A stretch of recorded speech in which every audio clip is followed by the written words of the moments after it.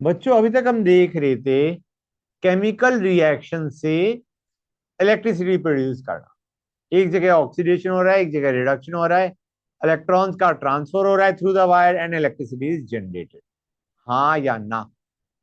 जैसे zinc electrons loose कर रहा है, कॉपर इलेक्ट्रॉन्स गेन कर रहा है, और वो जो गेन और लॉस है वो थ्रू अ वायर हो रहा है इलेक्ट्रॉन्स का, जो कि हम क्या कहेंगे, कॉन्स्टिट्यूट्स इलेक्ट्रिक करंट। अब हम क्या करेंगे, will do a reverse thing.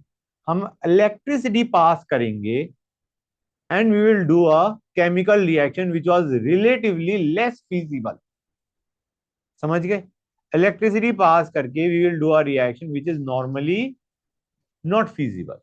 उस रिएक्शन को करना चाह रहे हैं बाय पासिंग इलेक्ट्रिसिटी। समझ गए? जैसे मैं वो जिंक कॉपर वाला ही एग्जांपल लेता हूं, सुनते आना बच्चों, समझ में आ जाएगा।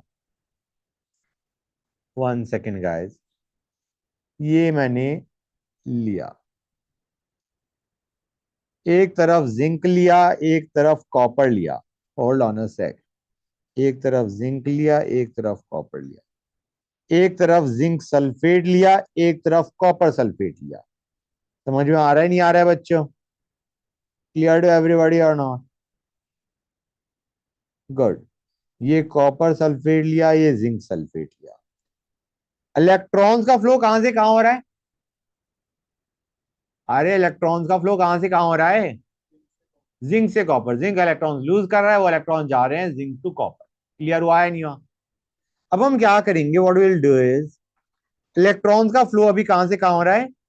Zinc to copper.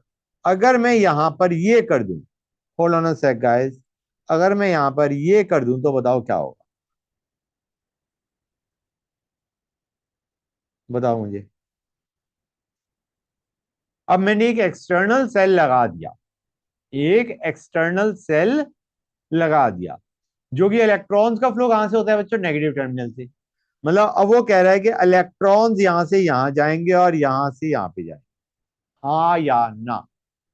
क्लियर है?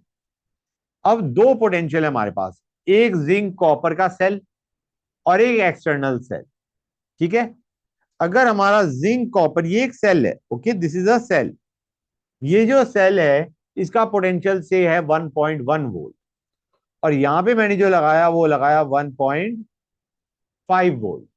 मतलब जो एक्सटर्नल सेल है उसका जो सेल पोटेंशियल है वो ज्यादा है as compare to zinc copper cell. तो क्या होगा? इलेक्ट्रॉन्स किसके हिसाब से फ्लो करेंगे? एक्सटर्नल सेल के हिसाब से, क्योंकि उसका पोटेंशियल ज्यादा है। अब इलेक्ट्रॉन्स यहां से यहां गए, ठीक है, और यहां से यहां पे आ रहे। That is what should happen. जो इलेक्ट्रॉन्स इधर से जिंक इलेक्ट्रोड पे गए, वहां से इलेक्ट्रॉन्स कंज्यूम होनी चाहिए। इलेक्ट्रॉन्स कंज्यूम होनी चाहिए या नहीं होनी चाहिए? अब जिंक रॉड पे इलेक्ट्रॉन्स यहां से जनरेट हुए, यहां पे आए, तो electron should be consumed at zinc. तो क्या होगा रिएक्शन? यहां पे Zn2+ from solution will come accept the electrons and form zinc. समझ में आया नहीं आया? और कॉपर साइड से इलेक्ट्रॉन्स जनरेट होने चाहिए, जो कि किस तरफ जाएंगे? इधर। तो कॉपर साइड में इलेक्ट्रॉन जनरेट होनी चाहिए, मतलब Cu विल, जो रॉड है Cu rod, that will lose 2 electrons form Cu2+, and electrons will be generated at this electrode. बोलो हाँ या ना? समझ में आया नहीं आया guys? Please let me no. Clear हो गया? मतलब जिंक पे रिडक्शन हो गया, कॉपर पे ऑक्सीडेशन हो गया। ये सब क्यों हुआ? क्योंकि हमने एक हायर पोटेंशियल का सेल लगा दिया in opposite direction to that of zinc copper cell. समझ आ रहा है नहीं आ रहा है? अगर मैं ये सेल ऐसे लगाता बाई चांस, तो क्या होता? तो तुम्हारा ईएमएफ एडअप हो गए होते। हाँ या ना?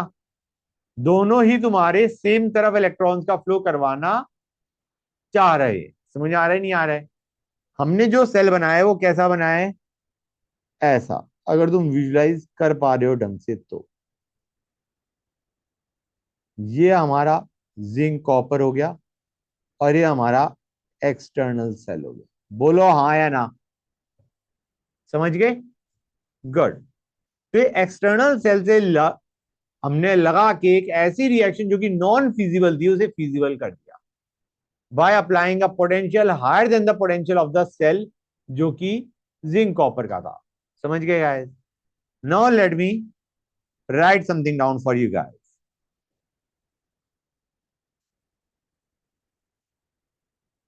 Electric current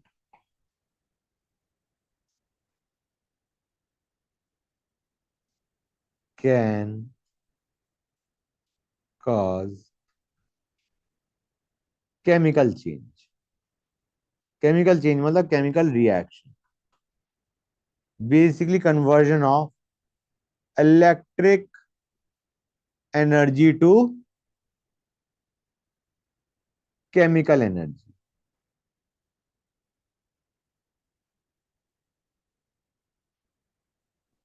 This is called electrolysis. इसे क्या बोलते हैं? Electrolysis. Doing a reaction with the help of electricity. अब इसके अंदर हम दो चीजें पढ़ेंगे, एक क्वालिटेटिव, एक क्वांटिटेटिव एनालिसिस। क्वालिटेटिव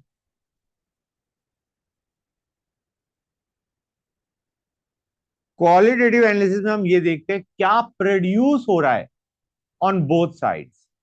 जैसे अभी जो हमने क्वेश्चन किया है जिंक कॉपर वाला, उसमें जिंक साइड पे क्या हो रहा है बच्चों? जिंक इलेक्ट्रोड वाली साइड पे क्या हो रहा है? Zinc is getting deposited, Zn2+ is going to Zn। समझ में आया नहीं आया? And Cu is giving Cu2+। तो हमारा रिएक्शन क्या हो रही है एनोड और कैथोड पे, उसको हम स्टडी करते हैं क्वालिटेटिव एनालिसिस में। क्वालिटेटिव मतलब व्हाट इज गेटिंग प्रोड्यूस्ड, और क्वांटिटी में हम क्या देखते हैं? तुमने कुछ चार्ज पास किया तो कितना जिंक प्रोड्यूस हुआ, कितना कॉपर हट गया रॉड से। समझ में आ रहा है नहीं आ रहा है? On passing certain amount of current, how much substances are produced or decomposed at the electrodes. Quantitative में we are looking at the amount generated, और qualitative में we are looking at the substance generated. क्या produce हो रहा है और कितनी amount में प्रोड्यूस हो रहा है। समझ में आया नहीं आया? First let us talk about qualitative analysis. तो लेट अस स्टार्ट बच्चों, लेट अस स्टार्ट। यार मोल्टन सॉल्ट्स में कोई दिक्कत नहीं, मोल्टन सॉल्ट्स का इलेक्ट्रोलिसिस में कोई दिक्कत नहीं, no need to worry if you are given a molten salt. Molten salt का मतलब समझो गाइस, अभी तो मैंने तुम्हें अब मैं ये ले रहा हूं, अब मैं क्या ले रहा हूं बच्चों? ये ले रहा हूं। उस वक्त मैंने दो सेल बना के समझाया था, मैं नॉर्मल ले रहा हूं। ये मेरे दो इलेक्ट्रोड हो गए, ठीक है। और मैंने ले लिया NaCl लिक्विड। लिक्विड समझो guys, not aqueous, liquid, molten. Liquid indicates molten. समझ आ रहा है नहीं आ रहा है? अब पहले मुझे बताओ कौन सा इलेक्ट्रोड नेगेटिव है, कौन सा पॉजिटिव है? ये नेगेटिव है, ये पॉजिटिव। समझ आया नहीं आया? लिक्विड में हमारे पास एक ही कटायन है, एक ही अनायन है। कटायन कौन सा है? Na+। अनायन कौन सा है? Cl-। समझ में आ रहा है नहीं आ रहा है? We have only one cation one anion. तो कटायन कहां पे जाके अटकेगा? Left electrode, right electrode, right पे जाएगा। कटायन नेगेटिव इलेक्ट्रोड पे जाएगा, अनायन है वो पॉजिटिव इलेक्ट्रोड पे जाएगा। तो Na+ कहां जाएगा बच्चों? माइनस पे। Na+ वहां जाएगा, इलेक्ट्रॉन जो कि वहां पे आ चुके हैं इस सेल की देन, वो इलेक्ट्रॉन्स लेगा और क्या बनाएगा बच्चों? Na। सिमिलरली Cl- जाएगा इधर, वो इलेक्ट्रॉन लूज करेगा और क्या बनाएगा? Cl, या रेदर हाफ Cl2 बोल दूं। चलता है नहीं चलता है गाइस? या फिर it would actually be better like this, Cl- giving Cl2 plus electron, that seems kind of better। हाँ या ना बच्चों? समझ गए? तो जो इलेक्ट्रॉन जनरेट हुए वो यहां पे चले गए। समझ आ रहा है नहीं आ रहा है? Cl- ने पॉजिटिव इलेक्ट्रोड पे इलेक्ट्रॉन्स रखे हैं ना, जनरेट करवाए, वो फिर यहां पे चले गए और यहां से इलेक्ट्रॉन्स क्या हो रहे हैं, कंज्यूम। समझ आया नहीं आया? अब मुझे बताओ कि ऑक्सीडेशन किस पे हो रहा है, किस इलेक्ट्रोड पे ऑक्सीडेशन हो रहा है? करेक्ट, पॉजिटिव इलेक्ट्रोड पे क्या हो रहा है, ये ऑक्सीडेशन है, हाँ है ना? और ये क्या है बच्चों, रिडक्शन। सिम देखो guys, reduction always at cathode, oxidation always at anode. समझे या नहीं समझे गाइस? इसका मतलब हमारा कैथोड कौन सा इलेक्ट्रोड है, हमारा नेगेटिव इलेक्ट्रोड। एनोड हमारा कौन सा इलेक्ट्रोड है, पॉजिटिव। यार इलेक्ट्रोकेमिकल सेल में कौन सा इलेक्ट्रोड एनोड होता था, जरा कोई बताएगा मुझे? नहीं नहीं, विच पॉजिटिव इलेक्ट्रोड वाज एनोड और नेगेटिव इलेक्ट्रोड वाज एनोड? तुम एक काम करो, तुम भूल जाओ, तुम्हें ये सेल दे रखा है। अब मुझे बताओ, अगर ये ऐसे होता, हमारा एनोड कौन सा था, ऑक्सीडेशन किस पे हो रहा था, Zn was forming Zn2 plus. अगर ये इलेक्ट्रोकेमिकल सेल होता इलेक्ट्रोलिटिक के बजाय, तो यहाँ पे जिंक Zn2 प्लस बना रहा होता, तो this would have been your anode, this would have been your cathode. और हमारा जो जिंक रॉड था वो नेगेटिव था या पॉजिटिव था? वहां पे इलेक्ट्रॉन जनरेट हो रहे थे या कंज्यूम हो रहे थे? जनरेट हो रहे थे, तो एनोड वाज नेगेटिव, कैथोड पे इलेक्ट्रॉन्स कंज्यूम हो रहे थे, this was positive. What I am simply trying to convey, electrochemical cell के अंदर negative electrode was the anode, और यहां पे positive electrode is the anode. Anode की डेफिनेशन नेगेटिव पॉजिटिव के हिसाब से बनाने के बजाय it is better you say cathode पे हमेशा रिडक्शन होता है, एनोड पे हमेशा ऑक्सीडेशन होता है। अगर तुम ऐसे रिलेट कर रहे हो एनोड को और कैथोड को, तो you will have to remember electrochemical cell के लिए ये डिफरेंट होता है। ये जो मैंने लिखवाया है ये इलेक्ट्रोलिटिक सेल के लिए लिखवाया है। समझ गए? इलेक्ट्रोलिटिक सेल में anode is positive, electrochemical cell में एनोड इज नेगेटिव। समझ गए? तो तुम तो कैसे याद रखो, तुम तो इस पार्ट से याद रखो, कैथोड पे हमेशा रिडक्शन, एनोड पे हमेशा ऑक्सीडेशन। क्लियर हुआ है नहीं हुआ? अब मैं एक और एग्जांपल लेता हूं, Al2O3 बेटा। क्या लेता हूं? Al2O3 molten. बेटा इसका अगर तुम इलेक्ट्रोलिसिस करोगे तो क्या होगा गाइस? मोल्टन Al2O3 का इलेक्ट्रोलिसिस करोगे तो do you realise or not, Al3 plus electrons gain करेगा टू फॉर्म Al, हाँ है ना? और जो O2 माइनस है वो इलेक्ट्रॉन्स लूज करेगा टू फॉर्म O2, हाँ है ना? बोलो गाइस, क्लियर हुआ है नहीं हुआ? दैट्स गुड, अगर ये क्लियर हो गया है, अच्छी बात। समझ गए? ये हमने इलेक्ट्रोलिसिस किसका किया है, मोल्टन Al2O3। Got it? अच्छा एक और चीज बच्चों, यहाँ पे हम जो इलेक्ट्रोड्स यूज करते हैं, electrodes are of carbon. In case of electrolysis, in case of electrolysis of molten Al2O3, उसमें क्या होता है, जो ऑक्सीजन बनता है ना, that reacts with carbon, that oxygen formed reacts with carbon to form CO या CO2। समझ में आया नहीं आया? गुड। तो ऑक्सीजन लिबरेटेड किस पे लिबरेट होगा, एनोड पे कैथोड पे ऑक्सीजन? बताना जरा मुझे answer guys.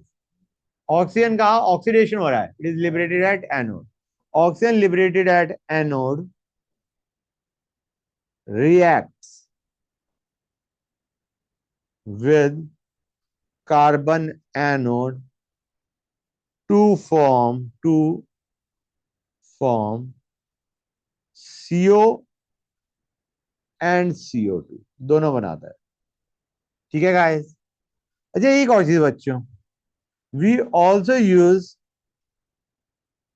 electrolysis of Al2O3 takes place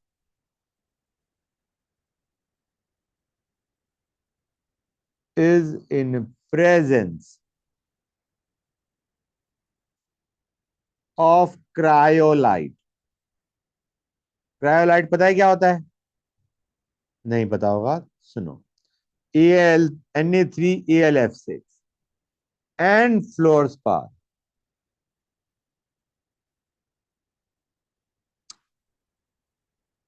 which is CF2। इन दोनों की जरूरत क्यों पड़ती है बेटा? Al2O3 तुम ले रहे हो मोल्टन, उसको मेल्ट करने के लिए very high temperature is required. हाँ, ये क्या करता है? It lowers the melting point of Al2O3। समझ में आया नहीं आया बच्चों? क्लियर है? एक तो हम मेल्टिंग पॉइंट को लोअर करने के लिए यूज करते हैं, और दूसरा टू इंक्रीज कंडक्टिविटी। अभी इलेक्ट्रिसिटी जो कंडक्ट करेगा, तो idea is because we want to decrease the melting point and increase the conductivity of solution. हाँ या ना? समझ आया नहीं आया? ना ना, वो एक्वस होता था। NaCl लिक्विड का मतलब है मोल्टन, और एक्वस का मतलब है पानी के अंदर डिजोल्व कर देना। मोल्टन लिया है, मोल्टन लिया है to decrease melting point and increase conductivity. ये दोनों क्यों यूज कर रहे हैं, समझ में आया नहीं आया? ग्रेट। ओके गाइस, नेक्स्ट चलें, आगे चलें। अब प्रॉब्लम कहां पे आती है? इलेक्ट्रोलिसिस ऑफ एक्वस सॉल्यूशंस, जिनमें वाटर भी प्रेजेंट है, जिनमें वाटर भी प्रेजेंट है। भाई उसमें क्या समस्या आ गई वो समझो। पहली चीज, एक तो एक्वस सॉल्यूशंस हैं, इनमें तुम्हारे पास जैसे Al2O3 ही मैं ले लूं, या NaCl एक्वस ले लेता हूं। मैं NaCl एक्वस ले लेता हूं। Na plus can be reduce to give Na, हाँ या ना? अब वाटर कहेगा मैं भी हूं रिडक्शन के लिए तैयार। समझ आ रहा है नहीं आ रहा है? H2O विल से मैं भी रिड्यूस हो जाता हूं। क्या हो जाता हूं? Reduce to form H2 plus OH minus. समझ में आया नहीं आया? क्लियर है? बैलेंस करना है तो मैं बैलेंस भी कर देता हूं। ये बैलेंस हो गया। समझ में आया नहीं आया? मतलब अब आयंस के बीच में क्या हो गया? कंपटीशन। कौन रिड्यूस होगा? Na प्लस रिड्यूस होगा या वाटर रिड्यूस होगा? और किस पे डिपेंड करती है टेंडेंसी? रिडक्शन पोटेंशियल पे। जिसकी रिड्यूस होने की टेंडेंसी ज्यादा है वो रिड्यूस होगा। तुम्हें पता है Na प्लस का Na बनाने की टेंडेंसी है क्या? हमने तो खुद पढ़ा है, Na प्लस बनाना चाह रहा होता है। Metals try to form cation. Cation को Na कब से बना, मतलब Na प्लस को Na बनाने की बनने की टेंडेंसी तो काफी कम होगी। तो चांसेस क्या है? वाटर हाइड्रोजन बना देगा instead of Na plus forming Na। समझ में आया नहीं आया? ये तो था एनोड पे झंझट। सेम प्रॉब्लम कैथोड पे आएगी। सॉरी, ये था कैथोड पे, रिडक्शन की बात करते ना, कैथोड। सेम प्रॉब्लम किस पे आएगी बच्चों? एनोड पे। एनोड पे क्या होगा? या तो Cl माइनस Cl2 बनाए। समझ में आ रहा है नहीं आ रहा है? एनोड पे या तो Cl माइनस Cl2 बनाए। H2 कहिए मैं ऑक्सीडाइज भी हो सकता हूं। मैं ऑक्सीडाइज होके कहां पे जाऊंगा बच्चों? O2 पे। समझ में आया नहीं आया? Let me balance it. मतलब एनोड पे भी कंपटीशन आ गया, कैथोड पे भी कंपटीशन आ गया, the moment you take aqueous solution. Now it depends on the oxidation potential, oxidation potential of Cl minus and H2O and reduction potential of Na plus and H2O, that will decide कि कौन सा ion liberate होगा anode पे और cathode पे। ये चीज समझ में आई या नहीं आई? Let me know. And not only this factor is there, और भी कई फैक्टर्स होते हैं। इलेक्ट्रोड जो तुमने लिया है कंडक्ट करने के लिए, इज इट इनर्ट और रिएक्टिव? क्योंकि कुछ इलेक्ट्रोड ऐसे होते हैं which take part in oxidation या reduction.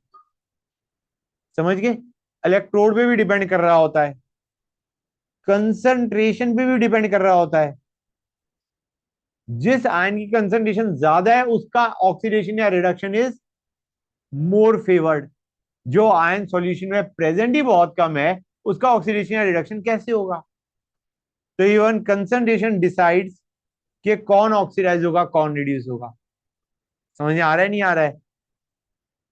Less concentration implies less tendency for redox reaction.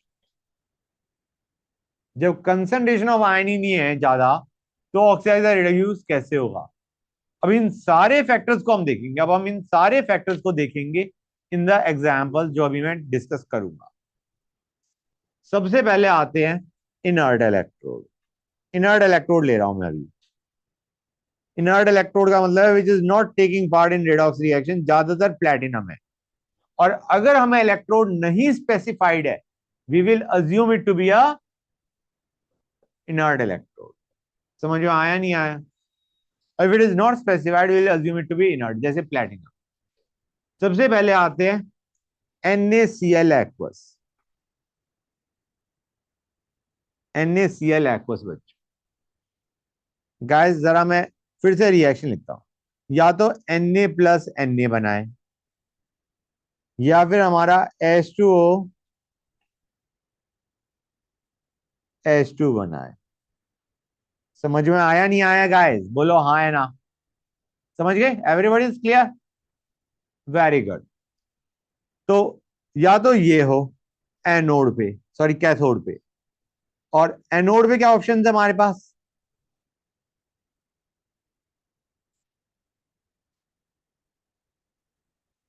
या फिर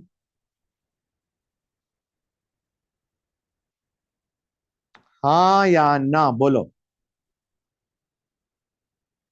अब देखा गया गाइस, प्लीज इसका जो रिडक्शन पोटेंशियल है वो तुम क्या मानोगे बच्चों?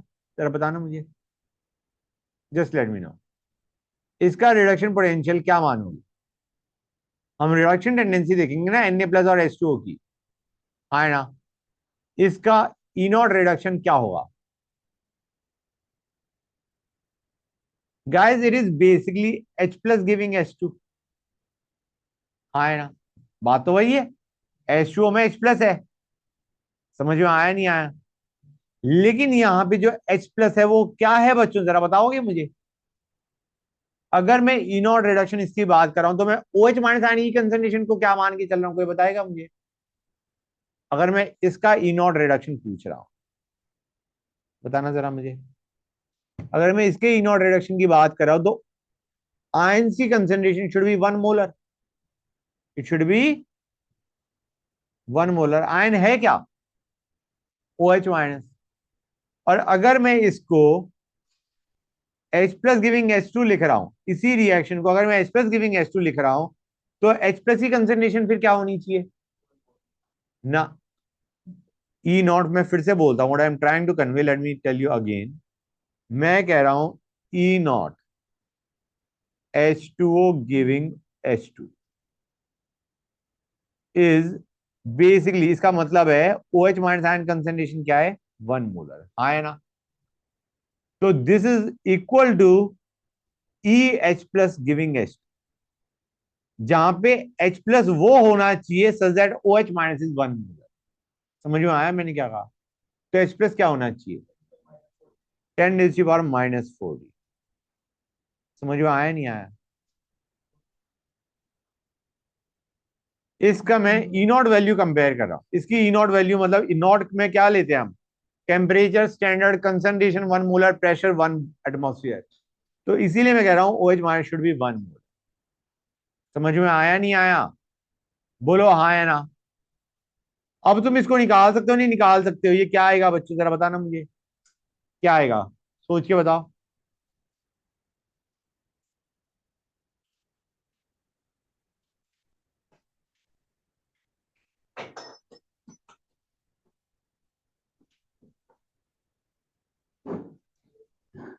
Does that seem correct? बताओ बच्चों। ये आएगा zero. E naught reduction of H plus giving H two क्या होता है? जीरो, है ना? Standard reduction potential of H plus giving H two is zero. Zero minus 0.059 के बजाय मैंने 0.06 ले लिया by one log H plus giving H two. मैंने बैलेंस इक्वेशन क्या लिया जरा बताना मुझे? H plus giving half H to, and मैंने वन लिया ही नहीं लिया है बेटा। समझ आ रहा है? ऊपर हो गया एच टू का प्रेशर रेज़ टू पावर 1/2, और नीचे हो गया एच प्लस की कंसंट्रेशन। ये कितना आ रहा है बच्चों? कोई बताएगा मुझे आंसर इसका? कितना आएगा बच्चों, फटाफट बोलो। -0.8, 18 6 14 6 का कितना होता है? इतना। समझ में आया नहीं आया? क्लियर हुई ये चीजें नहीं हुई? समझ गए? तो ये मत कह देना कि सर ये तो हमारा H plus giving H to है और इसका जो स्टैंडर्ड रिडक्शन पोटेंशियल है वो क्या आना चाहिए? जीरो। नहीं आएगा। कि वो जीरो तब होता है जब एच प्लस वॉज 1 मोल। Here O H minus ion is 1 mole. कुछ दिमाग में घुसा या नहीं घुसा? क्लियर है? एनीवे हमें वैल्यू से परवाह ही नहीं है। ये तो मैं इलेक्ट्रोकेमिकल सेल में घुस गया था, काइंड ऑफ। इलेक्ट्रोकेमिकल सेल में नॉन इक्वेशन जो देखी थी हमने वो मैं बता रहा था कि रिडक्शन पोटेंशियल क्या होगा इसका। एनीवे तुम्हें तो ये याद करना पड़ेगा। Na प्लस और वाटर में रिडक्शन पोटेंशियल ज्यादा किसका है? वाटर का। तो इसका होगा रिडक्शन। समझ में आया नहीं आया? बोलो हाँ। किसका होगा रिडक्शन? इसका। और ऑक्सीडेशन किसका होगा? बच्चों अब सुनते हैं ना, ऑक्सीडेशन होना चाहिए था H2O का, क्योंकि जो ऑक्सीडेशन पोटेंशियल है मैं बता देता हूं इन दोनों का। मैं ऑक्सीडेशन पोटेंशियल बता रहा हूं, इसका है -1.36 और इसका ऑक्सीडेशन पोटेंशियल है -1.23। किसका ऑक्सीडेशन पोटेंशियल ज्यादा है बच्चों? उसका ज्यादा है। मतलब we are considering the sign, okay. Sign के साथ बड़ी वैल्यू किसकी है? H2O की, है ना? साइन के साथ अगर मतलब साइन को इंक्लूड करके वैल्यू देखी जाए तो रिडक्शन के ऑक्सीडेशन किसका होना चाहिए? ऑक्सीडेशन होना चाहिए H2O का। होता है Cl माइनस का, because of concept of over potential. ये पहले ही एक्सेप्शन आ गया, आता है। ठीक है ना guys? Nothing new about it, you will have to learn it. Oxidation हमारा किसका हो गया? Cl माइनस का। H2O का क्यों नहीं हुआ उसका रीजन समझो गाइस। मैंने तुम्हें बताया कि ऑक्सीडेशन होना चाहिए था एक्चुअली H2O का, क्योंकि potential wise that is favour. दो तरह की रिएक्शन होती है, एक जो थर्मोडायनेमिकली फेवर्ड, एक जो काइनेटिकली फेवर्ड। काइनेटिकली मतलब तुम्हारा कितनी स्पीड से रिएक्शन हो रही है। जो H2O गिविंग O2 है that is kinetically very slow. समझ में आया जो मैंने बोला? H2O forming O2 is kinetically slow. अगर तुम्हें उसे स्पीड अप करना है you will have to apply extra potential to speed up the reaction, half reaction of H2O forming O2। समझ गए? इस रिएक्शन को अगर तुम्हें इसको करना है you will have to provide extra potential if you want this reaction to occur at a reasonable rate. समझ में आया नहीं आया? हो तो सकता है H2O का भी ऑक्सीडेशन, लेकिन क्लोरीन का ज्यादा आसानी से होता है। क्लोरीन का oxidation is kinetically faster than H2O giving O2। That is the reason chlorine का ऑक्सीडेशन होता है इंस्टेड ऑफ H2O। H2O का धीरे धीरे होगा, क्लोरीन का जल्दी हो जाएगा। तुम रियलाइज करोगे at the end chlorine he mostly हो गया, H2O का ऑक्सीडेशन हुआ ही नहीं। समझ में आया नहीं आया? Good. So let me write down what I have said. It is because of concept of over potential. And what is that? It is the extra potential. It is the extra potential required to initiate a reaction at required rate। समझ में आया नहीं आया बच्चों? So this reaction is kinetically very slow. Chlorine कहेगा भाई मैं ही oxidise हो जाता हूँ, तुमसे नहीं हो रहा कोई बात नहीं, मैं हो जाता हूँ। ठीक है, अब मुझे बताओ सॉल्यूशन में क्या था, NaCl और H2, ठीक है ना, and it was a neutral solution. तुम्हें पता है NaCl is a salt of strong acid strong base, ionic को याद करो, it is a neutral solution, ठीक है ना। अब एनोड में तो क्लोरीन ऑक्सीडाइज हो गया, कैथोड पे क्या हुआ था, H2O, H2O गिविंग H2, और क्या दे रहा था, OH minus. OH minus generate हुआ as a result of electrolysis, हुआ नहीं हुआ, और Na plus as it is solution में, सोल्यूशन टर्न्स एल्कलाइन। समझ में आया नहीं आया? तुम नमक को पानी में डिसॉल्व करके इलेक्ट्रोलिसिस करोगे तो तुम्हारे पास OH माइनस जनरेट हो रहे हैं as a result of electrolysis. Na plus solution में ही पड़ा है, वो इलेक्ट्रोलिसिस में पार्ट ही नहीं ले रहा है, NaOH बनता जाएगा, idea is your solution will turn alkaline. The more electrolysis you do the more alkaline it will turn. ये चीज समझ में आई नहीं आई? क्लियर है? तो ये भी मैं लिख देता हूं, solution turns alkaline as result of electrolysis. बोलो हाँ या ना? कि OH माइनस जनरेट हो रहा है, Na प्लस सोल्यूशन में पड़ा है, यू विल गेट NaOH। हाँ या ना बच्चों? गुड। अब देखो ये जो मैंने NaCl के लिए लिखा, ये NaX इन H2O में ऑलमोस्ट हर एक के लिए चलता है। X2 is liberated. X2 किस पे लिबरेट होगा, एनोड पे कैथोड पे? Good, at anode.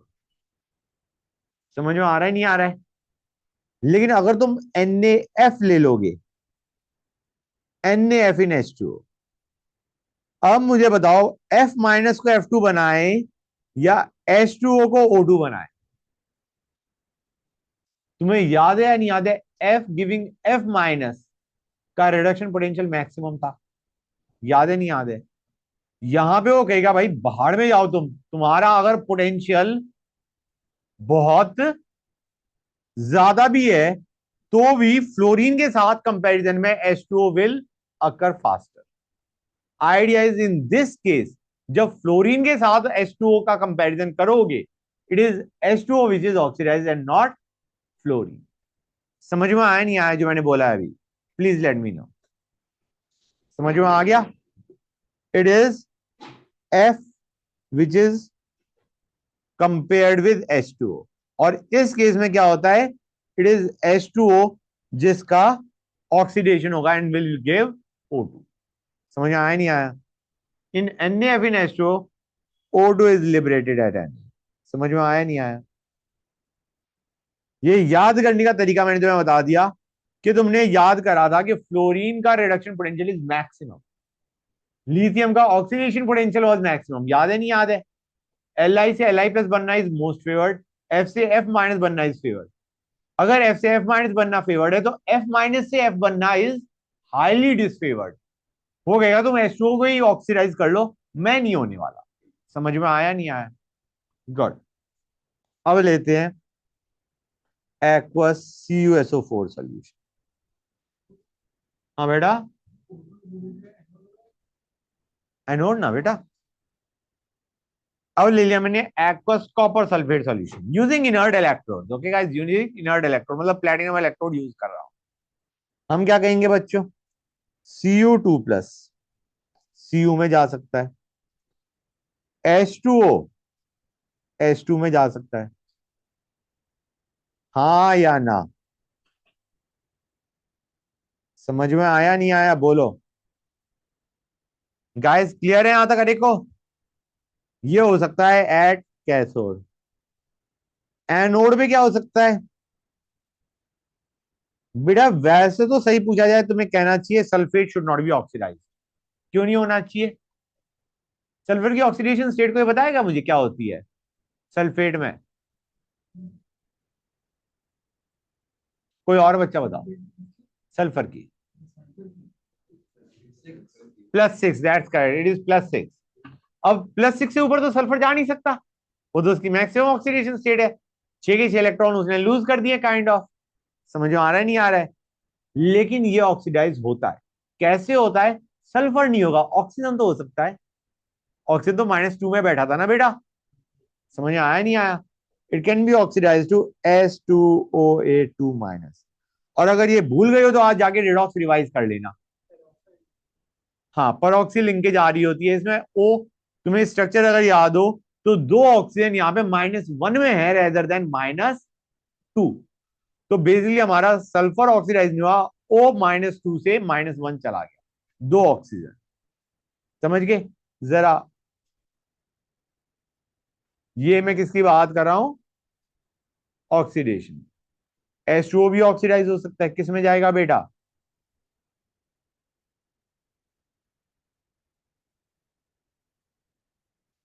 हाँ है ना, 1 मिनट रुकना बच्चों, मैंने यहाँ पे 4 लिखा था, नहीं लिखा था? 4 लिखा था, गुड गुड गुड। ये जो मैं रिएक्शन लिखवा रहा हूँ ना गाइस, ये रिएक्शन याद होनी चाहिए, नहीं तो तुम क्वेश्चन नहीं कर सकते हो। ठीक है ना गाइस? अब देखो, कॉपर और H2 में नॉर्मली बताओ, कॉपर का इसको H प्लस गिविंग H2 मान लो फॉर द टाइम भी। H प्लस गिविंग H2 और Cu2 प्लस गिविंग Cu में किसकी रिड्यूस होने की टेंडेंसी ज्यादा होती है? ये तुमने 10th में पढ़ते आ रहे हो। Copper can not displace hydrogen from it solution, why? क्योंकि उसकी रिएक्टिविटी कम होती है। रिएक्टिविटी मतलब उसका ऑक्सीडेशन पोटेंशियल कम होता है, मतलब उसका रिडक्शन पोटेंशियल ज्यादा होता है। गेटिंग द आइडिया और नॉट? यहां पे तुम्हारा कॉपर रिड्यूस होगा। समझ में आया नहीं आया? It is copper which is reduced. और इन दोनों में हम कहेंगे भाई, समझो, सल्फेट की ऑक्सीडाइज होने की टेंडेंसी बहुत कम होगी। सल्फेट की ऑक्सीडाइज होने की टेंडेंसी बहुत कम होगी। So it is H2O which is oxidise. Clear हुआ है नहीं हुआ? तो मुझे बताओ सॉल्यूशन में जनरेट क्या हो रहा है? H+ दिख रहा है तुम्हें, यहां से H+ जनरेट हो रहा है। और sulphate as it is solution में पड़ा है, H2SO4। Solution turns acidic. समझ में आया नहीं आया? Copper is generated at anode, at cathode O2 is generated and solution turns acidic. बोलो हाँ या ना? मैंने ऊपर लिखा था सॉल्यूशन टर्न्स एल्कलाइन। हाँ, शाबाश, कर लो नोट। ओके गाइस, अब आते हैं aqueous Na2SO4 solution. Aqueous Na2SO4 solution लेते हैं गाइस, मजा आएगा। ध्यान से देखो, Na++ इलेक्ट्रॉन गिविंग Na या H2O,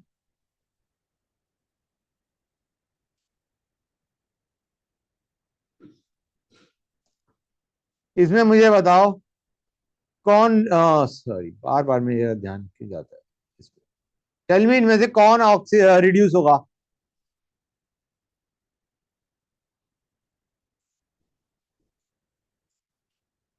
अभी तो पढ़ा था तुमने ये केस।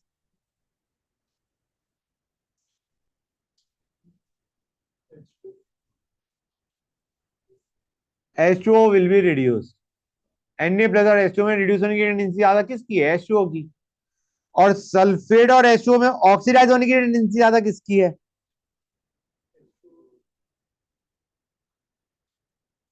अरे समझ में आता नहीं आता? हम कहेंगे जो सॉल्ट है वो तो एज इट इज पड़ा है सॉल्यूशन में, मस्ती में आ रहा है वो। समझ आ रहा है नहीं आ रहा है? जो तुम्हारा सॉल्ट है वो तो एज इट इज पड़ा है, सॉल्ट का तो इलेक्ट्रोलिसिस हुआ ही नहीं। वाटर ही एनोड पे रिड्यूस हो रहा है, एनोड पे ऑक्सीडाइज हो रहा है, वाटर ही कैथोड पे रिड्यूस हो रहा है। मतलब सही पूछा जाए तो सॉल्ट की कंसेंट्रेशन सॉल्यूशन में क्या होती जाएगी? बढ़ती जाएगी। सॉल्ट की अमाउंट हो ही रही, वाटर कम होता जा रहा है। सॉल्ट की concentration in the solution will increase, in the sense solvent will decrease. समझ में आया या नहीं आया? Good. And by the way, it is electrolysis of water only. This is electrolysis of water only. This is electrolysis of water only है. And the solution will remain neutral या alkaline या acidic. Yep. तुम कहोगे H plus generate हो रहा है sir, मैं कहूंगा OH माइनस भी जनरेट हो रहा है बेटा, बराबर अमाउंट में. अब तुम्हें बराबर अमाउंट दिख रहा है, बताना जरा. अरे भाई जब डबल करोगे, इलेक्ट्रॉन बराबर करोगे, तो जितने H प्लस जनरेट हुए उतनी OH जनरेट हुआ है. It is neutral, solution is neutral only. वो मत कहना कि 2 OH माइनस जनरेट हुए, 4 H प्लस जनरेट हुए, बराबर जनरेट. समझ में आया ना आया? आ गया, गुड. अच्छा गाइस, मैं एक चीज भूल गया था तुम्हें बताना. सुनो यार, अभी तुमने NaCl जो तुमने 10th में पढ़ा था ना, NaCl प्लस H2O का इलेक्ट्रोलिसिस, याद है नहीं याद है क्या करते थे? क्या प्रोडक्ट बनता था गाइस, कोई बताएगा मुझे? बोलना फिर से. छी छी छी, ये होता था. ये किस पे बनता था? एनोड. ये किस पे बनता था? Cathode. And the solution turns alkaline. और जो बच्चे ये कह रहे होते थे सर ऐसा कैसे हो गया, समझ आ रहा है नहीं आ रहा है? ये तुमने 10th में पढ़ रखा है, if you remember, second chapter. याद आया? ये इसीलिए हो रहा है कि क्लोरीन और वाटर में कौन ऑक्सीडाइज हो गया? क्लोरीन. और Na और H2O में कौन रिड्यूस हो गया?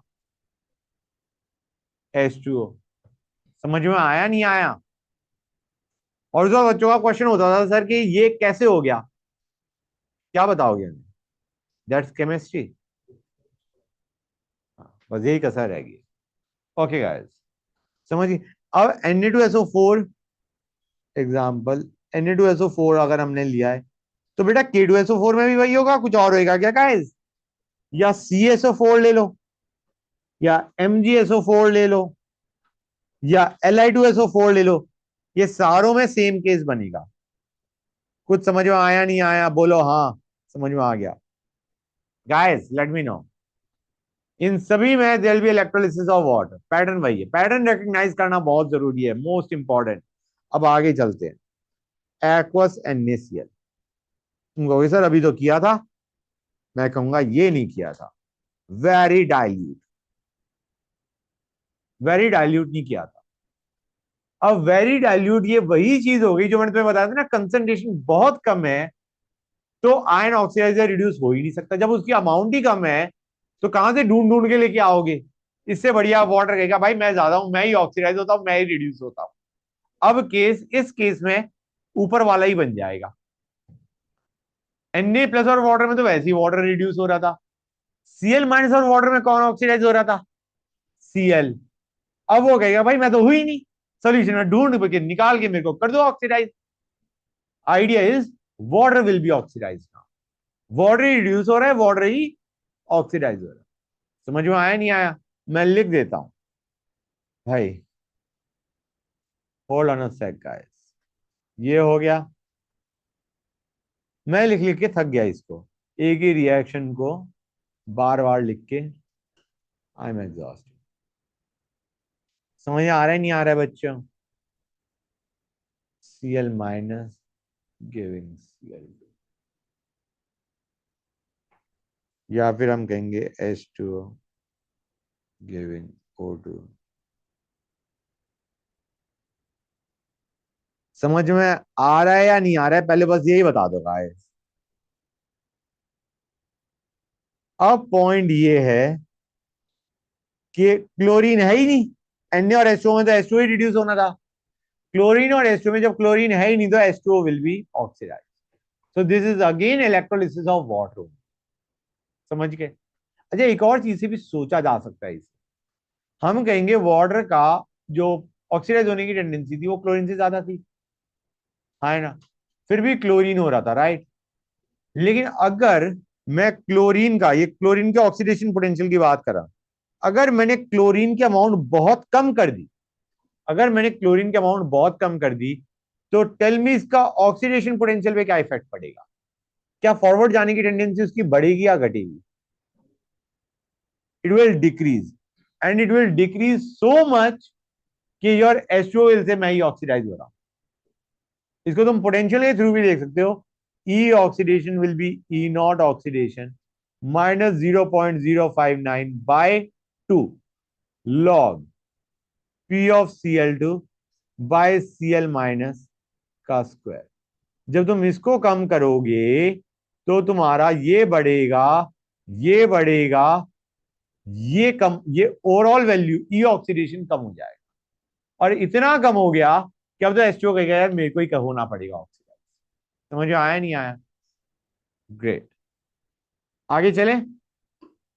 Very good.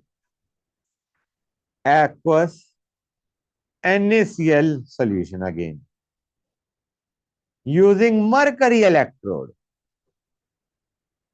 Hg electrode। ये एक एक्टिव या reactive electrode, it is active या रिएक्टिव इलेक्ट्रोड। आइडिया इज, फिर से रिएक्शन लिखने का मन ही नहीं कर रहा,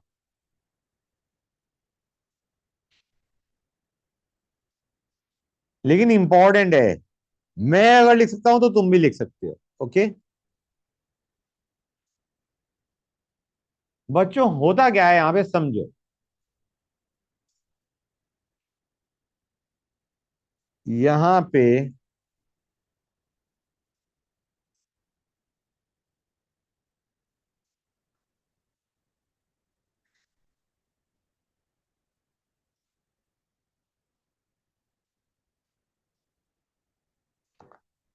ओके, यहां पे क्या होता है,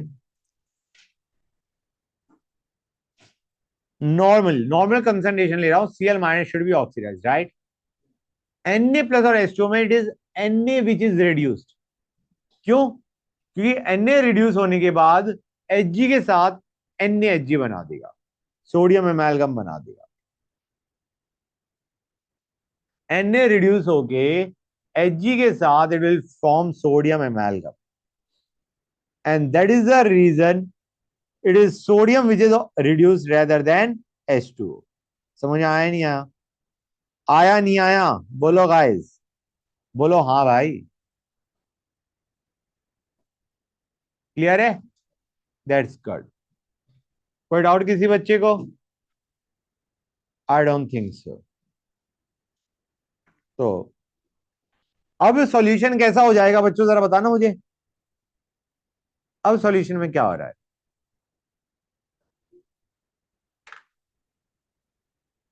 क्यों भाई, किस खुशी में? एसिडिक सॉल्ट कम होता जा रहा है, वाटर उतना ही पड़ा है। It will be neutral, it will be neutral, it is salt which is getting electrolysed, not water. In fact solution में मोलैरिटी ऑफ NaCl क्या हो जाएगी? कम हो जाएगी। समझ में आया नहीं आया? Molarity of NaCl in solution will decrease, NaCl खत्म होता जा रहा है, वाटर वैसा का वैसा पड़ा है। समझ में आया नहीं आया? हाय रे बच्चे। aqueous copper sulfate solution using copper electrode। ये तो खतरनाक ही चीज है। Copper is again a reactive electrode. ठीक है बच्चों, उधर हमने Hg इलेक्ट्रोड लिए थे, यहाँ पे कॉपर इलेक्ट्रोड ले लिया। करें guys? Shall we do it? Okay, देखो गाइस, सी यू। पहले मैं डायग्राम बनाता हूँ यहाँ, डायग्राम बनाना बहुत जरूरी है। Hold on a sec guys.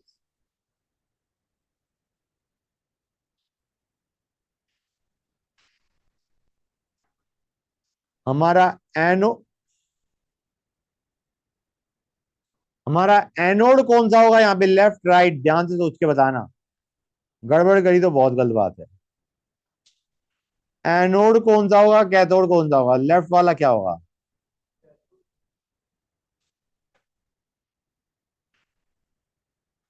Positive वाला एनोड होता है या पॉजिटिव वाला कैथोड होता है?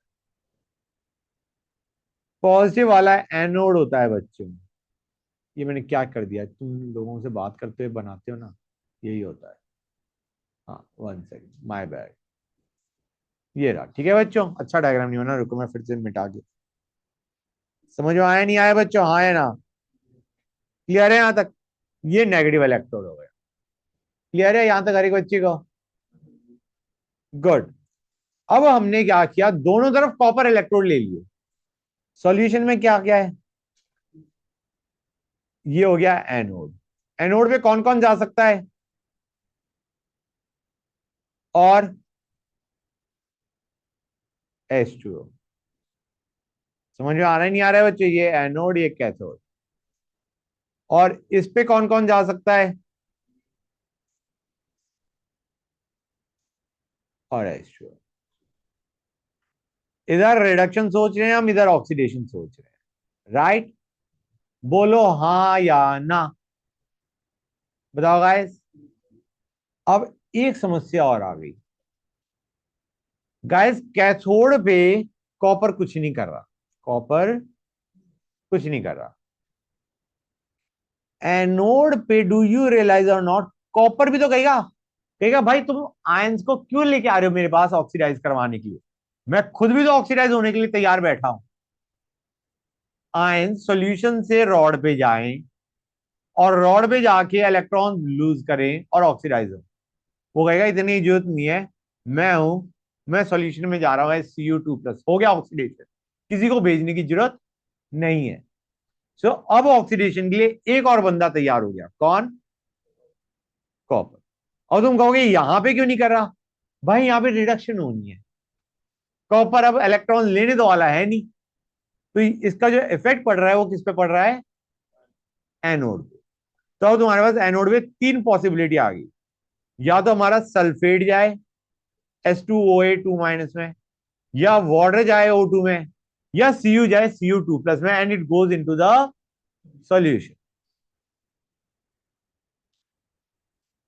पहले मैं रिडक्शन करता हूं। Cu2+ + 2 electron giving Cu। ये मैं कैथोड की बात कर रहा हूं बच्चों। मजा आ रहा है नहीं आ रहा है? समझ में आ रहा है नहीं आ रहा है? बोलो गाइस।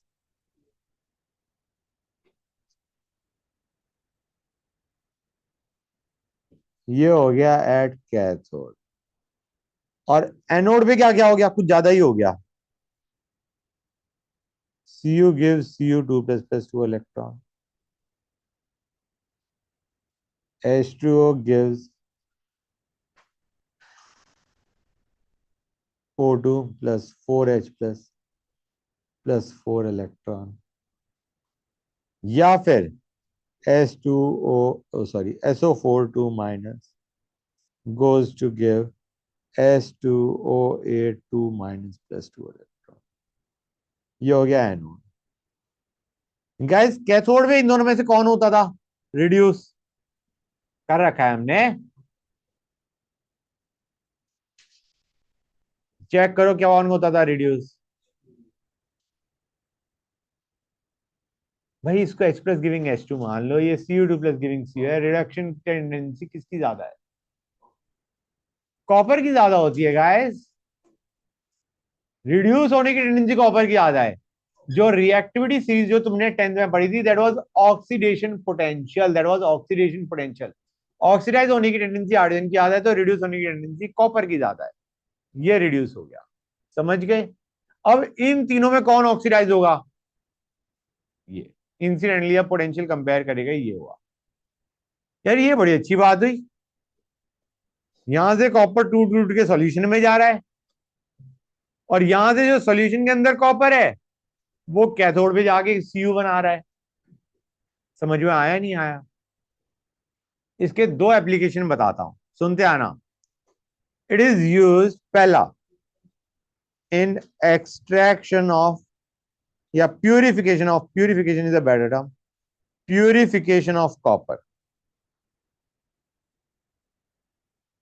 तुम एनोड लो इम्प्योर कॉपर, सुनते आना बच्चों, एनोड लो इम्प्योर कॉपर, कैथोड लो प्योर कॉपर। अब इम्प्योरिटीज दो तरह की हैं, एक आयरन जैसे लोग और एक सिल्वर गोल्ड जैसे लोग। इस टाइप की इम्प्योरिटीज हो सकती हैं एनोड में, ठीक है? एक which is more reactive than copper, एक which is less reactive than copper.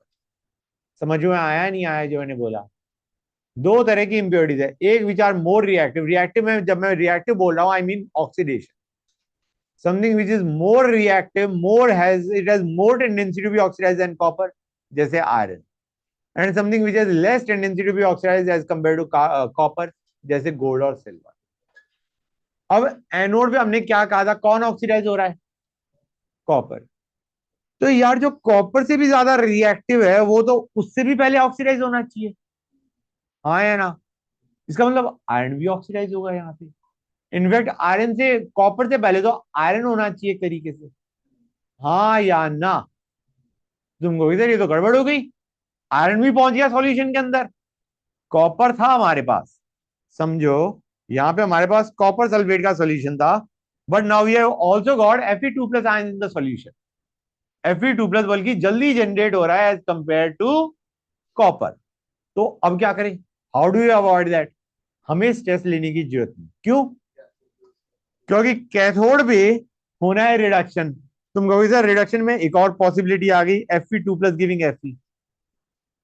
बेटा इन तीनों में अगर तुम देखोगे रिडक्शन पोटेंशियल कॉपर का सबसे ज्यादा है, आयरन सॉल्यूशन में तो कूद गया, लेकिन जो कैथोड है वहां पे रिड्यूस नहीं हो पाया, सॉल्यूशन में ही फंस गया, आयरन सॉल्यूशन में ही फंस गया, ऑक्सीडाइज हो गया वो, लेकिन कैथोड पे जाके रिड्यूस नहीं हुआ, क्योंकि उसकी जगह कॉपर ने कहा कूद तो तुम गए, रिड्यूस मैं ही होऊंगा। समझ में आया नहीं आया, क्लियर है यहां तक। तो जो मोर रिएक्टिव इंप्योरिटीज है दे रिमेन इन सॉल्यूशन, जो मैं बताना चाह रहा था तुम्हें, this will go to solution and remain in solution, it will go, it will go into solution and remain there। अब आते हैं गोल्ड और सिल्वर पे, उनकी ऑक्सीडाइज होने की टेंडेंसी कॉपर से कम है, जब तक कॉपर होगा गोल्ड और सिल्वर ऑक्सीडाइज हो ही नहीं सकते। तो आइडियाइज ये बंदे कहेंगे यार कॉपर तो हटता जा रहा है एनोड से, तो they will collect below the anode, anode के नीचे पड़ जाएंगे, क्योंकि ऑक्सीडाइज होंगे तो आयंस में जाएंगे, और आयंस तो मतलब इट इज डिफरेंट राइट। मैं ये कह रहा हूं आयरन तो ऑक्सीडाइज हो गया, गोल्ड को अगर हमें, गोल्ड और सिल्वर को सॉल्यूशन में भेजना है तो हमें उसे ऑक्सीडाइज करना पड़ेगा, और ऑक्सीडाइज होने के लिए कॉपर पड़ा है, तो गोल्ड और सिल्वर तो ऑक्सीडाइज होंगे ही नहीं, they will not go into the solution, oxidise हो आयंस बने तो वो सॉल्यूशन में जाएंगे, और आयंस में ही जा नहीं सकते जब तक कॉपर प्रेजेंट है, तो they will just collect below the anode as anode mud, इसे बोलते हैं एनोड मड। समझ में आया नहीं आया, क्लियर हो गई ये चीज, this is anode mud, this is anode mud, anode के नीचे जो चीज कलेक्ट हो गई उसे क्या बोलते हैं, एनोड मड बच। तो कॉपर तुम्हारा मेनली तुम्हारे पास क्या होगा, कॉपर का ऑक्सीडेशन हो रहा है और कॉपर का ही रिडक्शन हो रहा है, तो राइट साइड में प्योर कॉपर पे और कॉपर डिपॉजिट होता जा रहा है और इम्प्योर कॉपर खत्म होता जा रहा है। ये था पहला पार्ट। अब आते हैं दूसरा पार्ट, इलेक्ट्रोप्लेटिंग। हाँ, इलेक्ट्रोप्लेटिंग, भाई जब तुम्हारा कैथोड में कॉपर कुछ काम कर ही नहीं रहा, तुम कॉपर के बजाय कुछ और ले लो, उसके ऊपर कॉपर डिपॉजिट हो जाएगा नहीं हो जाएगा बच्चों। मतलब यहाँ पे तुम एक काम करो, वैसे कॉपर की डिपॉजिटिंग क्यों करोगे वो तो वही जाने जो डिपॉजिट कर रहा है, सिल्वर की डिपॉजिट कर रहे हो तो कुछ समझ में आता है कि कॉपर, अभी सिल्वर का भी केस देखोगे तो, हाँ, आइडिया इज कि जो कैथोड पे कोई भी चीज ले ली तुमने, तो उसमें क्या होगा, यहां से कॉपर यहां पे जा रहा है, यहां से कॉपर डिपॉजिट हो रहा है उसपे, तो कैथोड पे जो भी चीज तुम लोगे उस पे कॉपर की डिपॉजिट हो जाएगा, तो that is use for electroplating of copper as well, electroplating of copper on cathode, हाँ या ना, वो समझ में आया नहीं आया बच्चों, बोलो हाँ या ना, बोलो गाइस। और थोड़ा बहुत है ना, हम इस सॉल्यूशन में H2SO4 भी डाल देते हैं, वो किस खुशी में गाइस, छोड़ो,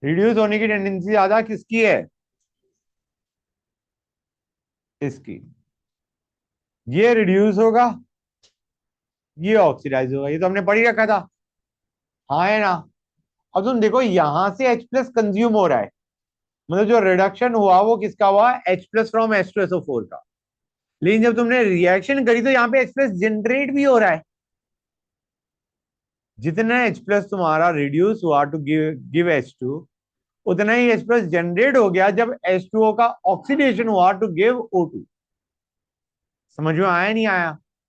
तो H प्लस की concentration in the solution will remain same. समझ में आ रहा है नहीं आ रहा है गाइस? क्लियर टू एवरीबॉडी और नॉट? Good, great.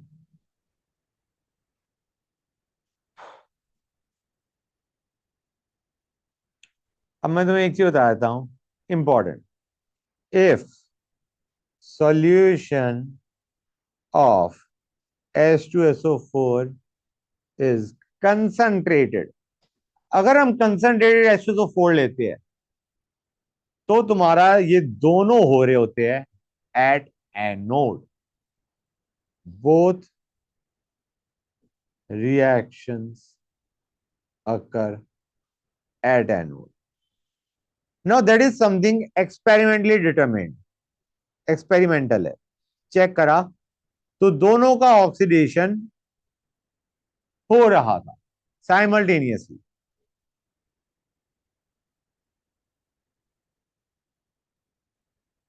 देखा गया। अब इसके ऊपर क्वेश्चन कैसे बनेगा? अब इसके ऊपर क्वेश्चन कैसे बनेगा? हम कहेंगे भाई जितना चार्ज ने H2 बनाया, तो जितना चार्ज हमारा H2 बनाने में लगा, अगर हमारा सिर्फ ये रिएक्शन हो रही होती, सेकंड वाली रिएक्शन हो रही होती, उतने ही चार्ज ने O2 बनाया होता। जितने चार्ज से एक तरफ H2 बना, उतने ही चार्ज से दूसरी तरफ क्या बना? O2। अब हम ये नहीं कर सकते। अगर साइमल्टेनियसली दोनों हो रहे हैं तो हम कहेंगे जितने चार्ज से H2 बना, उतने ही चार्ज से ये प्लस ये बना। समझ में आया नहीं आया? मतलब अगर एक ही रिएक्शन एनोड और कैथोड पे, सिर्फ दोनों पे एक ही एक रिएक्शन हो रही है, तुम कहोगे एक चार्ज ने जहां पे हमारा ऑक्सीडेशन करवाया वो दूसरे पे उतना ही रिडक्शन करवा दिया। अब कैथोड में तो सिर्फ एक जगह मतलब एक ही चीज हो रही है, एनोड पे दो हो रही है, तो you will have to add them up to get the net charge required. समझ में आया नहीं आया? Something you will learn later on, don't worry about it, करवाऊंगा। लेकिन मैं ये बताना चाह रहा हूं अगर एक एक रिएक्शन होती तो हम कहते जितना चार्ज यहां पे उतना चार्ज यहां पे। अब हम कहेंगे जितना चार्ज यहां पे उतना चार्ज यहां पे, कंबाइंड पे। समझ में आ रहा है नहीं आ रहा है? गेटिंग द आइडिया और नॉट? मतलब जो चार्ज यहां पे सिर्फ ये काम कर रहा था, वही चार्ज यहां पे दो काम करवा रहा है। तो दोनों की जो अमाउंट बनेगी वो रिलेटिवली कम कम बनी। उनका net should be equal to charge on cathode side. समझ में आ रहा है नहीं आ रहा है? थोड़ा बहुत आइडिया मिल गया होगा मैं क्या कहना चाह रहा। That's good, that's great. Okay, next, aqueous NiSO4 solution. Inert electrode लेके चल रहा हूं मैं, Ni2 plus 2 electrons given, H2O plus 2 electrons give H2 plus 2 OH minus. Sulfate gives H2OA2 minus plus 2 electrons. या फिर H2O gives O2 plus 4H plus 4 electron.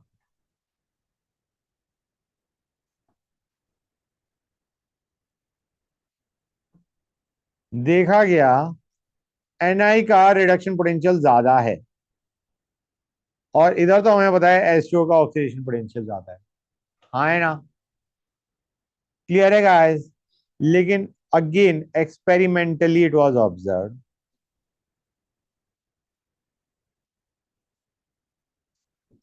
H2 gas is also liberated at cathode along with Ni। मतलब इस बार oxidation एक का हो रहा है और रिडक्शन दो का हो रहा है। समझ आया नहीं आया बच्चों? ग्रेट। नेक्स्ट क्वेश्चन बच्चों। ना, इट वाज ऑब्जर्व। अब मैंने ले लिया एक्वस RCOO Na। ये है हमारा कोलवे इलेक्ट्रोलिसिस, जो कि तुमने हाइड्रोकार्बन में पढ़ा था। Colway electrolysis using inert electrode का है। बच्चों का रिएक्शन ही याद नहीं हो गया। I am supremely confident. RCONA plus H2O electrolysis क्या देता था गाइस? किसी को याद आ रहा है? जब मैं तुम्हें समझा रहा था तब क्या कर रहे थे guys? RR plus CO2 plus H2 plus NaOH। समझ आ रहा है नहीं आ रहा है गाइस? भूल गए होगे। RR plus CO2 plus H2 plus NaOH। Okay, देखो बच्चों जरा क्वेश्चन करते हैं, मजा आएगा। Na plus plus electron gives Na, ये हो सकता है। या H2O plus electrons give H2 plus OH minus. बोलते जाओ गाइस, यही होगा एट कैथोड। एनोड में क्या होता है समझो। RCO माइनस है, पहले बंदा एक इलेक्ट्रॉन लूज करेगा, -1 इलेक्ट्रॉन। ये RCOO रेडिकल बनाएगा, एक इलेक्ट्रॉन चला गया है। ठीक है बच्चों? फिर ये बनाएगा R रेडिकल प्लस CO2। ठीक है? और फिर दो R रेडिकल क्या देंगे? RR। समझ गए guys?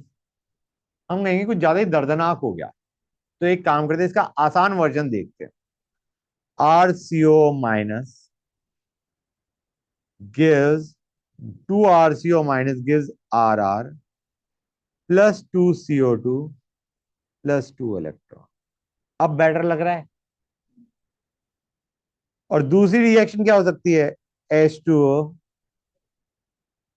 gives O2 plus 4H plus प्लस 4 इलेक्ट्रॉन। प्लीज टेल मी, समझ में आया नहीं आया गाइस? समझ गए? Clear to everybody? That's good. तो एनोड में कौन ऑक्सीडाइज हो रहा है?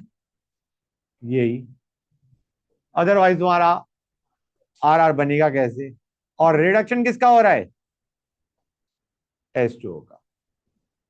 हाँ, तो तुम्हारे पास और सॉल्यूशन में क्या बच गया? Na प्लस और OH माइनस, यहां से NaOH। Solution turns alkaline.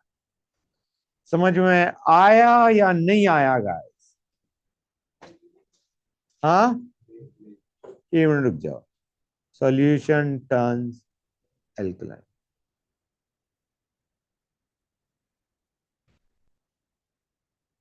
हाँ, तो मैं क्या कह रहा था गाइस, एक मिनट रुक जाओ बच्चों। मुझे एक चीज बताओ, ये जो मैंने रिएक्शंस लिखवाई हैं और वो भी बैलेंस हर बार करके लिखवाई है, उसका रीजन ये है, सिंपली समझो। कोई पूछता है तुमसे, कोई पूछता है तुमसे, यहां पे आते हैं एक्वस कोई डिस्कस करते हैं कि NaCl में हमने दो इलेक्ट्रॉन अगर तुम पास करते हो, दो इलेक्ट्रॉन अगर तुम भेजते हो, तो कितना H2 बनता है गाइस? दो इलेक्ट्रॉन से H2 कितना बन रहा है? एक। अब मैं दोनों तरफ मोल लगा देता हूं। 2 मोल इलेक्ट्रॉन से कितना मोल H2 बन रहा है? 1 मोल।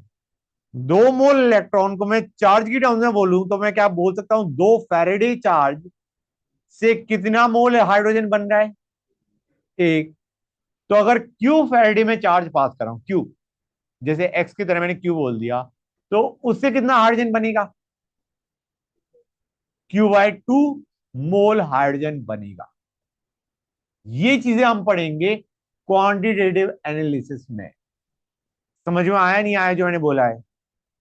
कोई OH माइनस से भी ये चीज पूछ सकता है।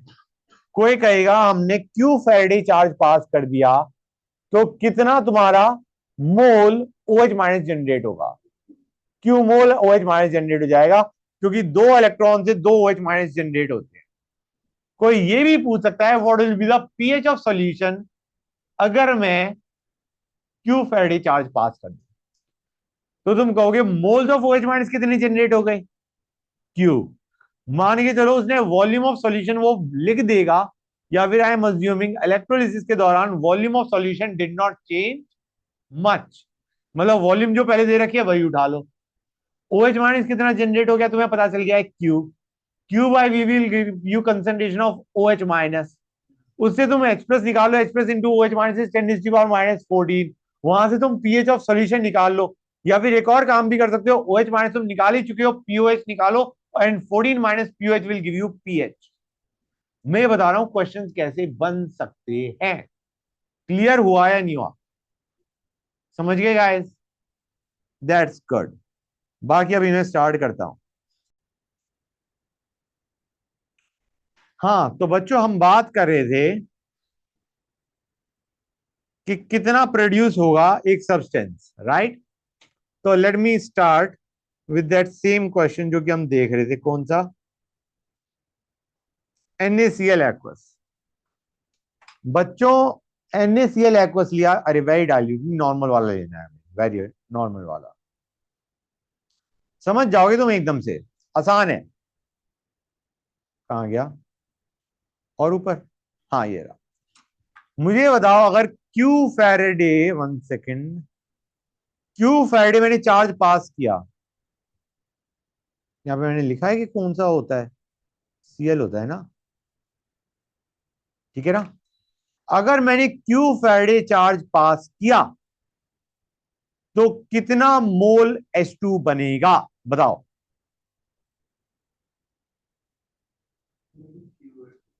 Q/2, that's correct. ठीक है ना बच्चों, ये समझ में आ गया मैंने क्या बोला है? दो इलेक्ट्रॉन से एक H2, दो मोल इलेक्ट्रॉन से एक H2, या दो फैराडे से एक H2, तो Q फैराडे से Q/2 H2। अब ये चार्ज एक तरफ H2 बना रहा है, दूसरी तरफ क्या बना रहा है? दूसरी तरफ क्या बना रहा है? Cl2। तो अब मुझे बताओ कि Q फैराडे कितना मोल Cl2 बनाएगा? Q फैराडे कितना मोल Cl2 बनाएगा? Q/2। अब कोई पूछता है what is the volume of gas liberated at cathode, क्या करोगे? Q/2 into 22.4, volume of gas liberated at cathode. कोई पूछता है total volume of gas liberated, Q/2 plus Q/2 into 22.4, दोनों का ऐड कर दिया। अब पहला पार्ट हो गया। अच्छा एक चीज और मैं पूछता हूं, ये मैंने OH माइनस वाला बता दिया था ना, PH वाला, ठीक है, फिर कोई दिक्कत नहीं, आगे चलते हैं। अब आते हैं कोई सॉलिड वगैरह उठाते हैं। ये रहा। मुझे बताओ how much grams of copper is deposited at at cathode by passing Q faraday charge. Question सुना था मैंने, क्या बोला था? क्या पूछा था मैंने? ग्राम्स ऑफ कॉपर पूछा था। What is the grams of copper deposited at cathode by passing Q Faraday charge? Atomic mass of copper, correct. भाई दो से एक कॉपर प्रोड्यूस हो रहा है, तो Q से कितना प्रोड्यूस होगा? Q/2। इतना मोल कॉपर प्रोड्यूस होगा। ग्राम्स ऑफ कॉपर कितना प्रोड्यूस होगा? Into atomic mass of copper. क्या कर रहे हो बेटा? What was that? इधर आ जाओ, इमीडिएटली इधर आ जाओ।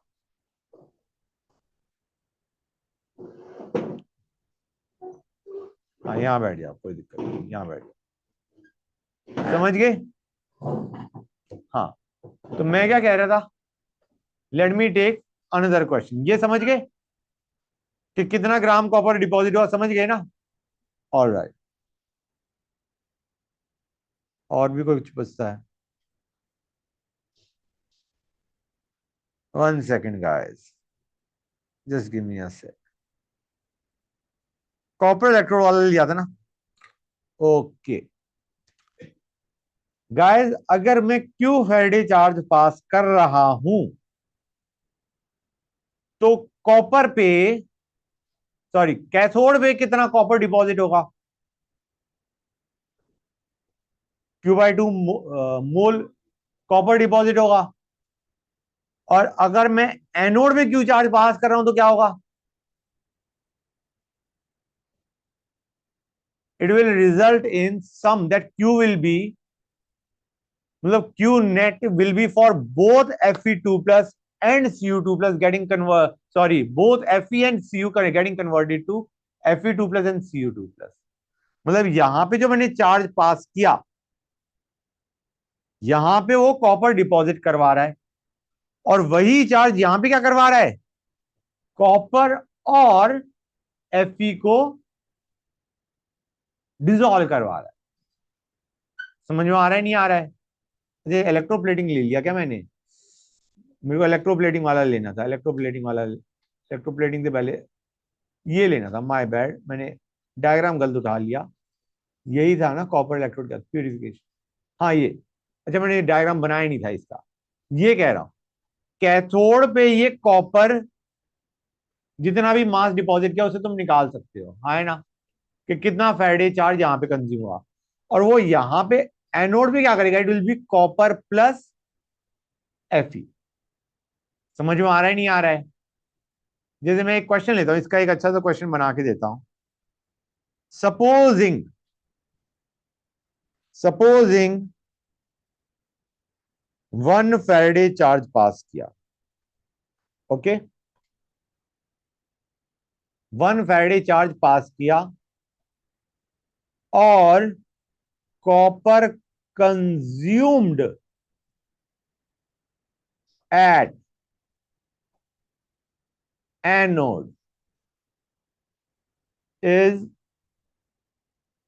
20 grams। Find amount of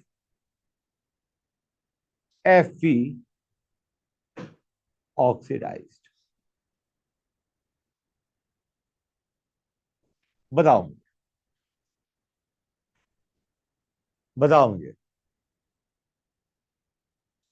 do you realise or not, 1 Faraday charge pass किया है मैंने, बल्कि मैं इसको थोड़ा और चेंज कर देता हूं, रुको, 1 फेराडे चार्ज नहीं लिखता मैं कहता हूं कॉपर डिपॉजिटेड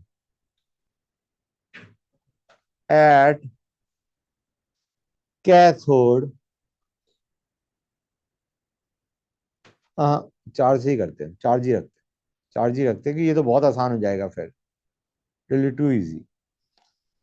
1 सेकेंड, चार्ज हमने पास किया 1 फेराडे, यही रखो, एट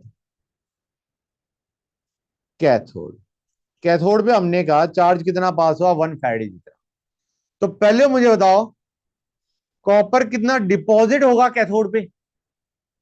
बताना जरा, ग्राम्स, कितना कॉपर डिपॉजिट होगा कैथोड पे?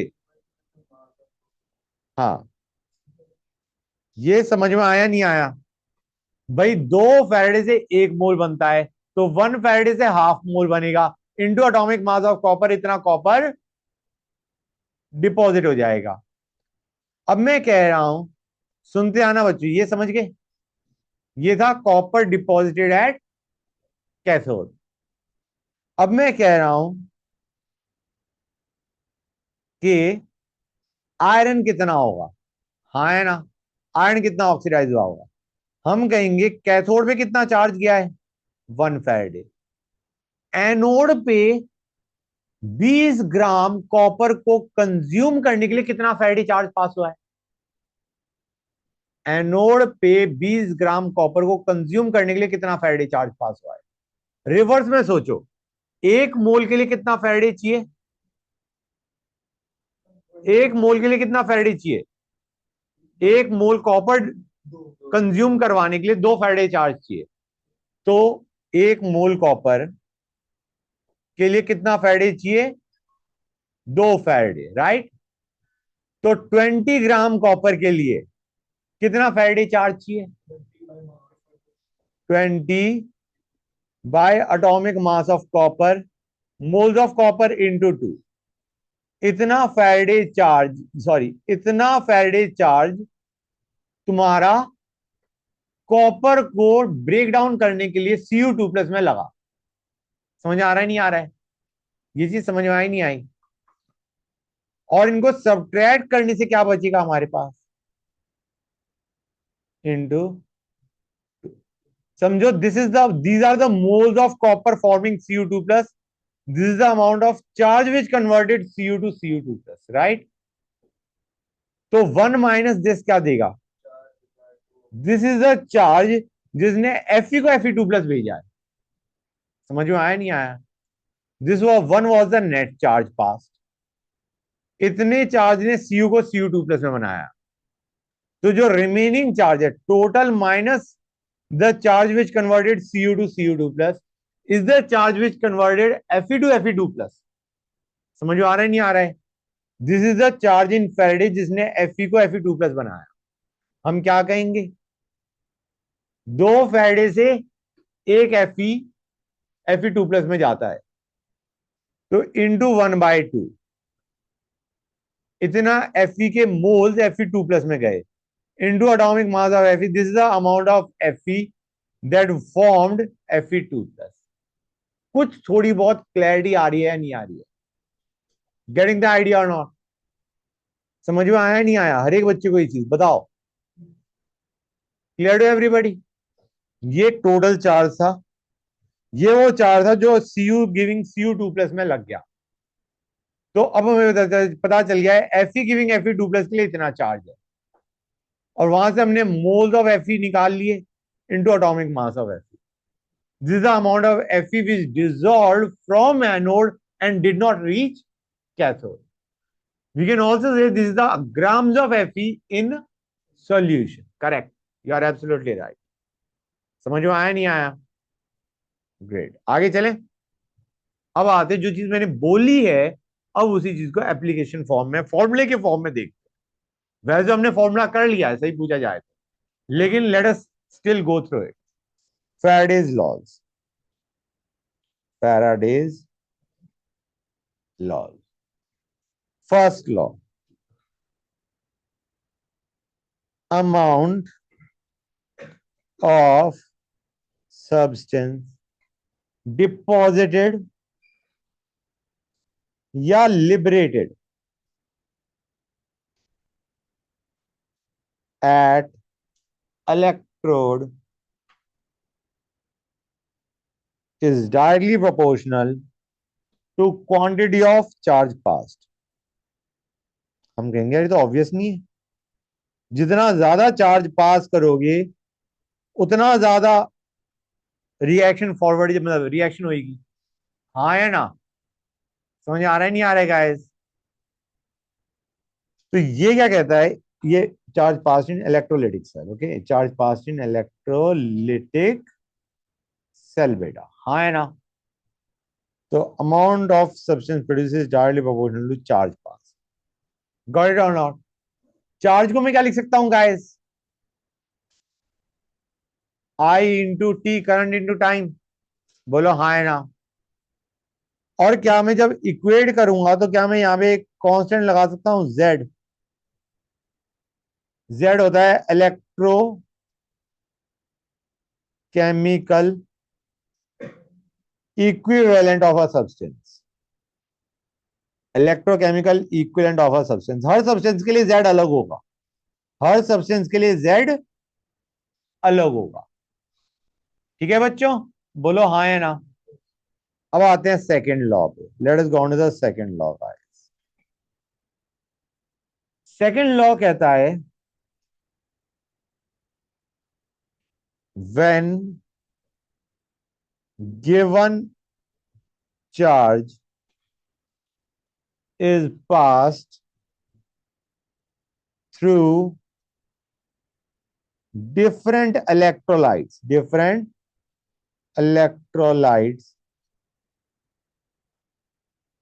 the amount of different substance produced is directly proportional to their equivalent weight. Okay guys, clear है यहां तक? ये स्टेटमेंट समझ नहीं आई होगी, वो तो मुझे अभी समझाना है। गाइस देखो, मैं Cu की बात करता हूं। Cu2 प्लस गिविंग Cu है। ओके गाइस, क्लियर है यहां तक? मैंने बताया, मैं यहाँ पे 2 इलेक्ट्रॉन भी लिख देता हूं। 2 इलेक्ट्रॉन से एक Cu जनरेट हो रहा है, राइट? हम ये भी लिख सकते हैं 2 इलेक्ट्रॉन से एक Cu2 प्लस कम हो रहा है, राइट? लेकिन अभी हम Cu की बात करें, ना कि Cu2 प्लस की। 2 फैराडे चार्ज से 1 मोल Cu प्रोड्यूस हो रहा है, हाँ है ना? तो अगर मैं Q फैराडे चार्ज पास कर रहा हूं तो कितना मोल कॉपर प्रोड्यूस होगा? Q/2। इतना मोल कॉपर प्रोड्यूस होगा। कितना ग्राम कॉपर प्रोड्यूस होगा? एटॉमिक मास ऑफ कॉपर, हाँ है ना? क्लियर है या नहीं?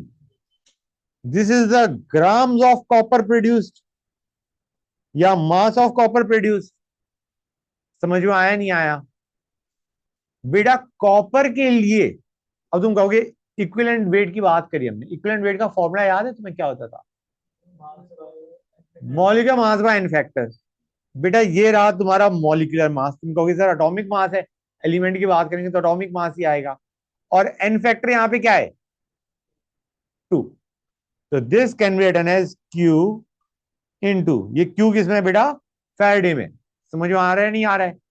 Into equivalent weight of copper. यार यहां से दोनों ही लॉज जस्टिफाई हो गए। सुनो, पहला लॉ क्या कहता था? Mass of substance produces directly proportional to charge pass. दूसरा लॉ क्या कहता था? Mass of substance produces directly proportional to its equivalent weight. Clear हुआ या नहीं हुआ? समझ में आया नहीं आया हर एक बच्चे को? Very good. तो अब मैं क्वेश्चन क्या दे रहा हूं तुम्हें, ध्यान से सुनो। पहले मैं कह रहा हूं क्यू चार्ज इन फैराडे क्या बन जाएगा फिर इससे। ये जो क्यू है ये फैराडे में है, ये सबसे इंपॉर्टेंट है guys, don't make that mistake. ये जो हमने क्यू लिया है किसमें लिया है? इन फैराडे। तो क्यू इन फैराडे क्या हो जाएगा? Grams of copper bye equivalent wait. ये क्या होता था गाइस, जरा बताना मुझे, ये क्या होता था? ग्राम्स बाय इक्विवेलेंट वेट क्या होता था?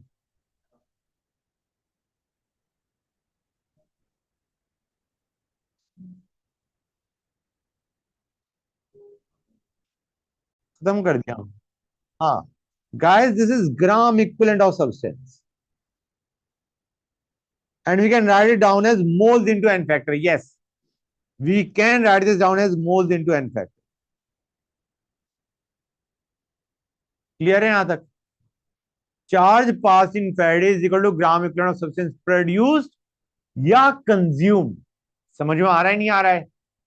लेकिन यार ये यहां पे जो n फैक्टर है, जरा मुझे एक काम करो, एक काम करो, जरा इसको देखो। हाँ इसको देखो। इस रिएक्शन के लिए मुझे बताओ O2 का n फैक्टर क्या होगा?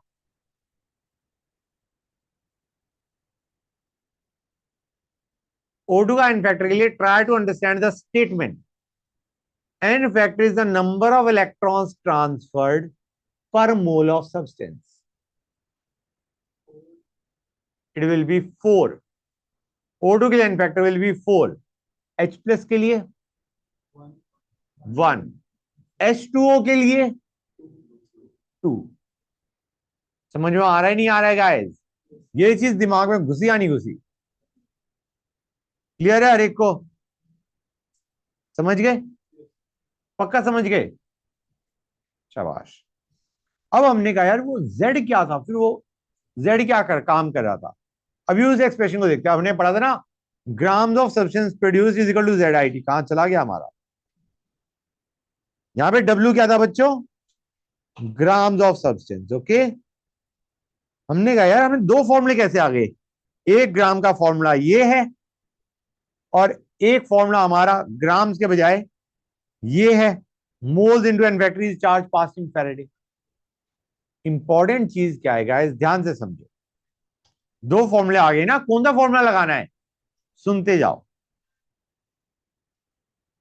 मोल्स को मैं लिख रहा हूं grams by equivalent, equivalent weight नहीं, हाँ ग्राम्स बाय इक्विवेलेंट वेट लिख रहा हूं फॉर द टाइम। ठीक है ना बच्चों? Grams by equivalent weight was equal to charge pass in Faraday, हाँ है ना? Grams by equivalent weight was charge pass in Faraday, right guys? अब हमें चार्ज जो ZIT है उसमें चार्ज किसमें दे रखा होगा? Current, ampere, time, second. तो चार्ज किस में आएगा? कूलम। समझ में आ रहा है नहीं आ रहा है? चार्ज किस में आएगा? कूलम में। तो अगर हमें चार्ज कूलम में दे रखा है इंस्टेड ऑफ फैराडे, और ये फॉर्मूला तुम्हें यूज करना है, you will have to convert coulomb to Faraday. बोलो हाँ या ना? अगर क्यू चार्ज कूलम में है, फैराडे में कैसे कन्वर्ट करोगे गाइस? डिवाइडेड बाय क्या? If the charge is in coulomb, it will be, this is how you will convert coulomb to Faraday. हाँ है ना? अब यहां से ग्राम्स क्या आगे जरा बताना मुझे। इसको मैं F लिख दूं, Q by F। F is the Faraday's constant। ठीक है बेटा? It will be Q by F into equivalent weight। बोलो हाँ है ना? समझ में आया नहीं आया? बेटा ये इक्विवेलेंट वेट बाय F क्या होता है? ये होता है Z, ZQ। अब तुम कहोगे सर हमने तो ZIT पढ़ा है। बेटा Q इज IT ओनली। जो कूलम में चार्ज लिया तुमने, यहां पे जो Q है, remember this Q is in, this Q is in coulomb. समझे या नहीं समझेगा? This Q is in coulomb, हाँ है ना? तो Z हमारा क्या होता है मैं बताना चाह रहा हूं। Z is equivalent weight by Faraday's constant, which is F being 96500। इसलिए हम कहते हैं हर सब्सटेंस के लिए Z इज डिफरेंट वैल्यू, क्योंकि जो Z है वो डिपेंड कर रहा है इक्विवेलेंट वेट ऑफ सब्सटेंस पे। समझ आ रहा है नहीं आ रहा है? हर एक सब्सटेंस का इक्विवेलेंट वेट अलग होगा, Z अलग होगा। क्लियर हुआ या नहीं हुआ? तो हम ज्यादातर unless we are specified Z, अगर हमें इलेक्ट्रोकेमिकल इक्विवेलेंट पकड़ा रखा है बंदे ने क्वेश्चन में, तो यूज करो grams is equal to ZIT या ZQ। समझ में आया नहीं आया? अगर तुम्हें इलेक्ट्रोकेमिकल इक्विवेलेंट पकड़ा रखा है, use the formula W equal to ZIT, where W is the mass of substance, Z is the electrochemical equivalent, and ID को हम Q भी लिख सकते हैं। रिमेंबर अगर Q लिख रहे हो तो Q should be taken in coulomb. That's correct, that's good. और otherwise always use the formula gram equivalent of substance is equal to charge passed in Faraday. That is the best, that is the shortest method to get your answer. Gram equivalent of substance produce is equal to charge passed in Faraday, हाँ या ना? बोलो। Clear हो गई ये चीज हर एक को? Very good guys. ऑनलाइन वाले बच्चों ये चीज क्लियर हुई या नहीं हुई? Late me no. Is everybody clear with this और नॉट? हर एक को क्लियर हो गया है? ग्रेट।